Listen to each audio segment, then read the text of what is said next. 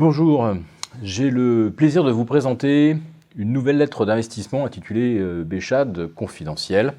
C'est tout le mot confidentiel qui est important, parce que ça suppose d'abord qu'il y a effectivement quelqu'un ou un ensemble de personnes qui a quelque chose à dire d'original, et puis il faut aussi qu'il y ait une relation de confiance avec le lecteur, que celui-ci soit prêt à aller au-delà du storytelling habituel.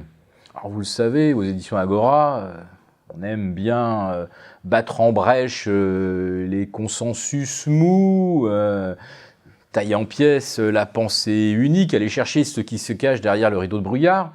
Alors, beaucoup de lettres vont très au-delà, bien sûr, de la réalité et des apparences dont on habille l'économie.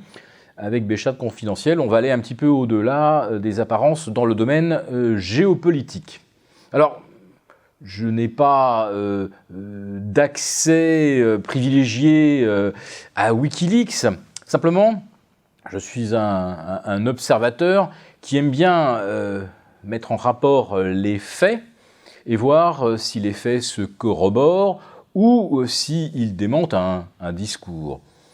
La géopolitique en matière économique, eh bien, elle se résume souvent à des thématiques fortes, comme par exemple la pétro-politique, la pétro-stratégie, s'assurer un accès à des matières premières indispensables pour la fabrication, par exemple, des appareils électroniques ou des véhicules dotés de batteries de la prochaine génération, ce qui impliquera, par exemple, d'avoir un accès privilégié, par exemple, au cobalt.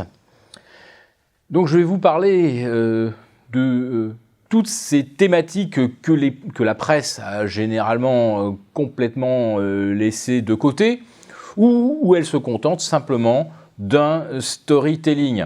Alors, pour paraphraser l'aphorisme de Coluche, c'est vrai qu'aux 20h, on ne peut pas dire la vérité, il y a trop de monde qui regarde. Nous estimons que nous avons des lecteurs éclairés. Ils le seront probablement encore plus en lisant la lettre, ce qu'il ne les dispensera évidemment pas, d'aller chercher par eux-mêmes d'autres éléments de preuve si celles que nous avançons ne leur suffisent pas. Et rien que ce travail et ce phénomène d'interaction nous paraît aujourd'hui constituer une raison très suffisante et très convaincante de s'intéresser à la géopolitique, un domaine que les médias ont littéralement laissé tomber.